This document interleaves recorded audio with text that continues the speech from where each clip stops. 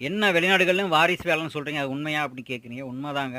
நம்ப ஊர்ல எப்படி ஒரு ஆஃபீஸ்ல ஒர்க் பண்ணிட்டு இருக்கிறாங்கன்னா, அந்த நல்ல வேலை, நல்ல ஆப்பர்ச்சுனிட்டி தான் அவங்க சொந்தக்காரங்கள, இல்ல கூட பொறந்தவங்கள கூப்பிட்டு வேலை பாருங்க அப்படின்னு சொல்ற மாரி, வெளிநாடுகள்லயும் வந்து பார்த்தீங்கன்னா, நல்ல கம்பெனி, நல்ல முதலாளி, டார்ச்சர் இல்லாத ஒரு கம்பெனி, சம்பளம் நல்லா வருது, லீவு கிடைக்குது அப்படின்னா, சொந்த பந்தங்கள் எல்லாமே அந்த கம்பெனில வந்து இழுத்து போட்டுருவாய்ங்க.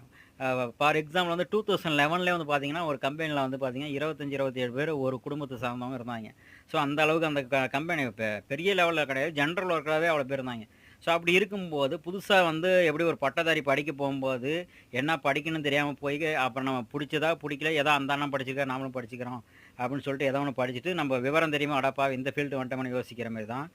வெளிநாட்டு வேலைக்கு முதல்ல நம்ம வரும்போது, ஏதோ ஒரு வாய்ப்பு கிடைச்சா போதும்னு வருவோம். நமக்கு நல்ல வாய்ப்புகள் வந்து 100% கிடைக்காது. யாரோ அங்க வெளிநாட்ல முன்னாள் தலைமுறைகள் இருந்தா, இன்னாள் தலைமுறைகளுக்கு வந்து நல்ல வேலையா இருக்கும். ஸோ அதனால வந்துட்டு, நீங்க கஷ்டப்பட தயாரா இருக்கிற மாரியா இருந்தா, முதல் தடவ வெளிநாட்டுக்கு வர மாரி இருந்தா வாங்க.